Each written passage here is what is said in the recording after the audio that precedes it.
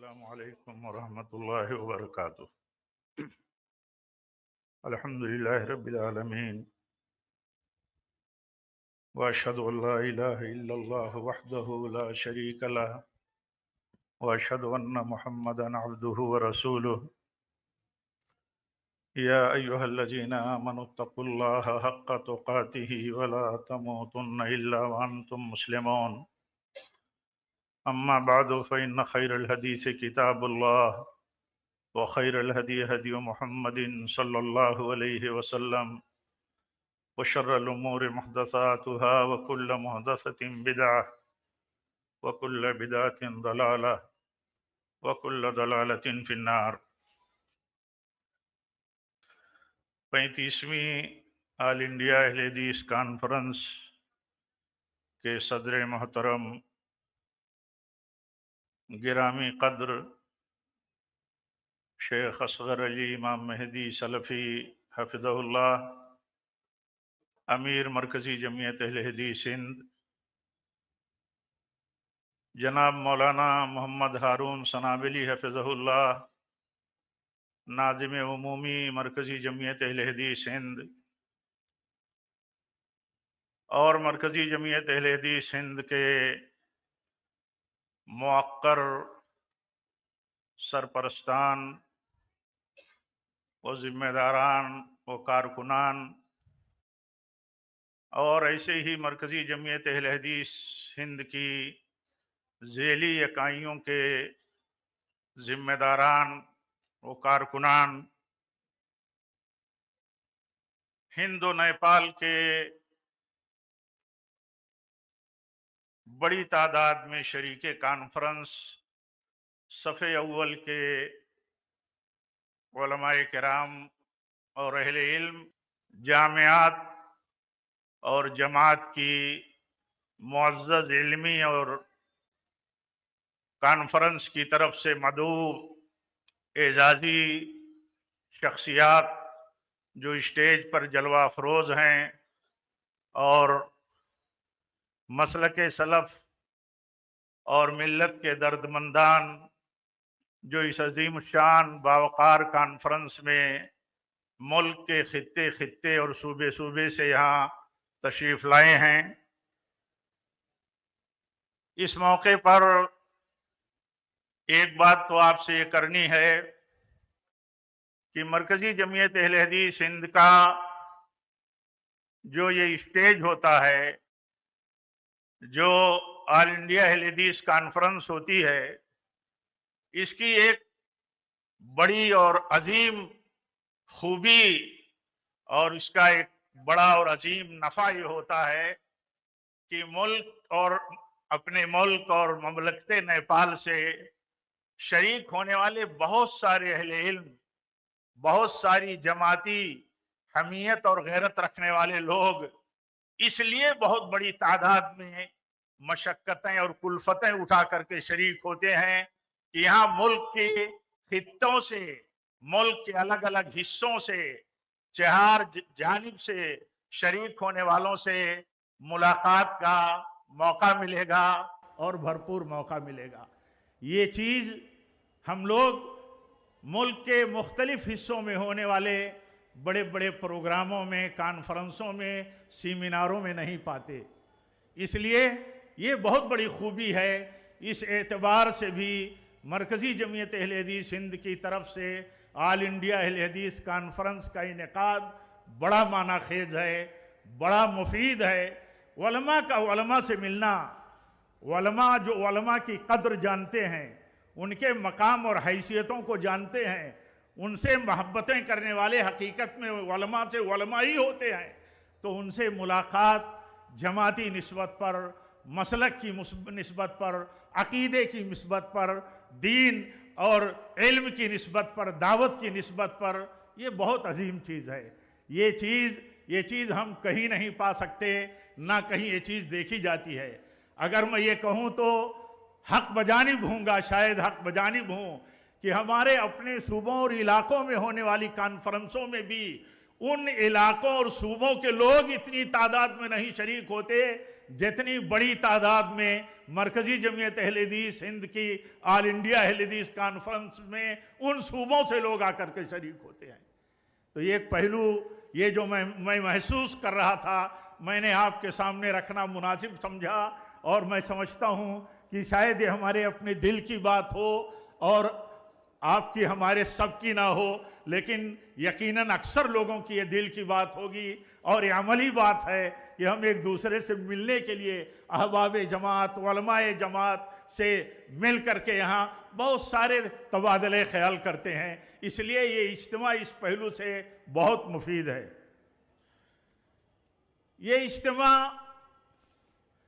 इज्तिमा जमात के प्लेटफार्म से, मरकज़ी जमीयत अहले हदीस के प्लेटफार्म से ये 35वां इज्तिमा है। ये 35वां इज्तिमा यहाँ उलमा से मिलने, आपसे मिलने, आप उलमा से मिलने, उनको देखने के लिए जिस वफूरे शौक़ से आते हैं, इसका आप जो मुलाकातें करते हैं और यहाँ मुलाकातें होती हैं तो अंदाज़ा होता है। आज सोशल मीडिया के दौर में लोग एक दूसरे को सुनते रहते हैं, देखते रहते हैं स्क्रीनों पर, लेकिन मिलते हैं तो ऐसा लगता है कि लोग एक दूसरे से बिलमुशाफा मिलना चाहते हैं। ये बहुत बड़ी चीज़ है हमारे आपके अहले इल्म, उलमा और अहले जमात और जमीयत और आपके बीच में, ये बहुत बड़ी बात है। इसीलिए इतनी बड़ी तादाद में लोग जो हकीकत में मोहब्बत रखने वाले हैं जमात से और जमीयत से, वो शरीक होते हैं। ये जमीयत से मोहब्बत की दलील है। बहुत सारी मुश्किलात हैं सफ़र में और पहुंचने के बाद, लेकिन नहीं कोई परवाह करता है। हर आदमी की ज़ुबान पर मैं देखता हूँ यही बात होती है कि हमारी जमात से मोहब्बत है, हम जमात से अलग कैसे रह सकते हैं। अल्लाह का फजल है, 5 साल के एक बड़े वक्फे के बाद फिर हम आज यहाँ जमा हुए और एक दूसरे से मुलाकात और एक दूसरे से तबादले ख्याल और ये मोहब्बतों का जो सिलसिला बना, इसकी बुनियाद पर मैं मुबारकबाद देता हूँ मरकज़ी जमीयत अहले हदीस हिंद के अमीर मोहतरम और उनकी टीम को कि उन्होंने काफ़ी कोशिशें करके, मेहनतें करके इतने अजीम कॉन्फ्रेंस का एहतमाम किया है। अल्लाह ताला इखलास दे हम सबको और हम सब की कोशिशों को मुफीद और बराबर करे। इस मौके पर जब यहाँ एहतराम इंसानियत कॉन्फ्रेंस के स्टेज पर बहुत सारे मज़ाहिब के, बहुत सारे धर्म के धर्म गुरु और धर्मों के एक्सपर्ट यहाँ मौजूद हैं, तो आप उनकी ज़बानों से सुनेंगे। अभी आपने एक स्पीच सुनी, आगे भी आप सुनेंगे कि एहतराम इंसानियत मुख्तलिफ मज़ाहिब के यहाँ क्या कंसेप्ट है उसका, क्या मफ़हूम है उसका और क्या तकाज़े हैं उसके। अभी बहुत अच्छी बात लगी कि आपने कहा मुझसे पहले धर्म गुरु ने कि हम सुनने के बाद उसकी जो कुछ सुने उसको अपनी ज़िंदगी में अप्लाई करें। मैंने कहीं देखा इमाम इब्न तैमिया रहमतुल्लाह अलैह की एक बहुत अजीम बात, वो कहते हैं अहलुस्सुन्ना हम आलम बिल हक़ व अक्रम बिल खल्क़। इमाम इब्न तैमिया रहमतुल्लाह अलैह फरमाते हैं अहले सुन्नत ये सबसे ज़्यादा हक़ का इल्म रखते हैं। सबसे ज़्यादा हक़ का इल्म अहले सुन्नत, और अहले सुन्नत जो हकीकत में अहलुल हदीस ही असल अहले सुन्नत हैं, इनके पास हक़ का इल्म सबसे ज़्यादा है दूसरों के मुकाबिल में, और ये मखलूक के साथ सबसे ज़्यादा करीम हैं, सबसे ज़्यादा अच्छा बर्ताव करने वाले हैं, सबसे ज़्यादा रहम करने वाले हैं, सबसे ज़्यादा उनके हुकूक को जानने वाले हैं, और सबसे ज़्यादा मखलूक का एहतराम दायरे में रहते हुए किस तरह करना है सबसे बेहतर ढंग से यही जानते हैं। तो मुझे बड़ा अच्छा लगा किसी तजर्बेकार, کسی ایکسپرٹ، کسی گراؤنڈ کے آدمی کی یہ بات ہوتی ہے کہ جب وہ کوئی میسج دیتا ہے تو یہ کہتا ہے کہ یہ میسج انفارمیشن کے لیے نہیں ہے، صرف یہ میسج امپلیمنٹ کے لیے ہے، اس کی اپلائی ہونا چاہیے۔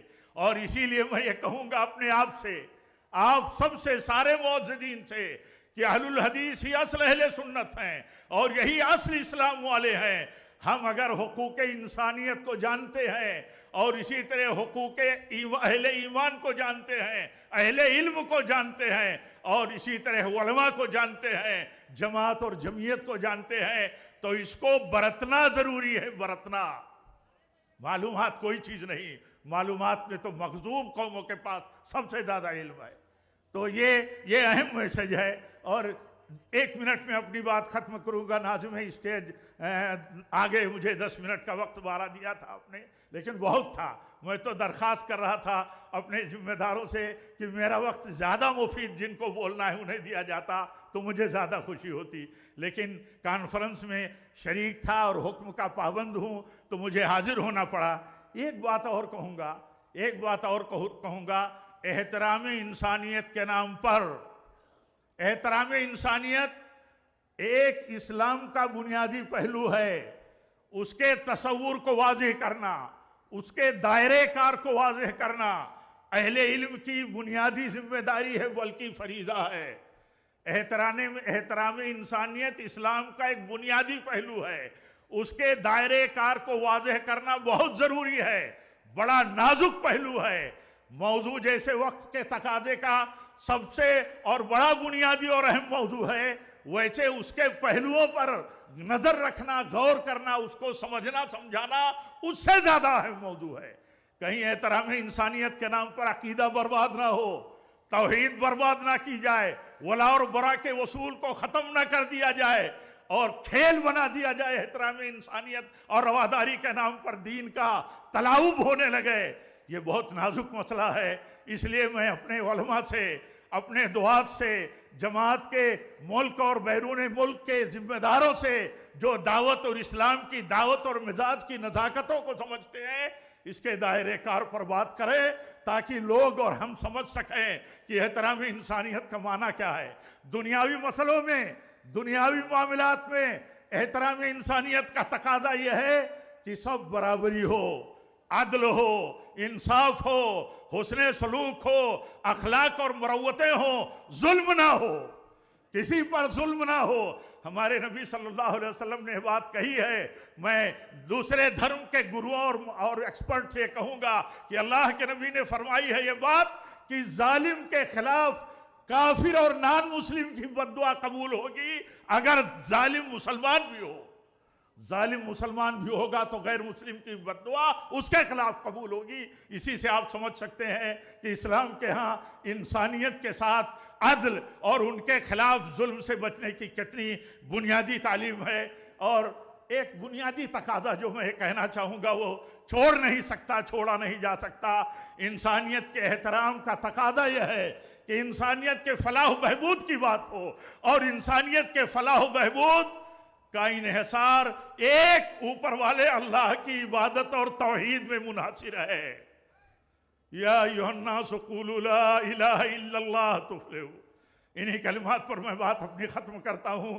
دوبارہ مبارکباد دیتا ہوں مرکزی جمعیت اہل حدیث کے ذمہ داروں کو، بالخصوص امیر محترم کو اور سارے لوگوں کو، کہ اللہ آپ کی کوششوں میں برکت عطا فرمائے، ہم سب کی حاضری کو اللہ تعالیٰ قبول فرمائے۔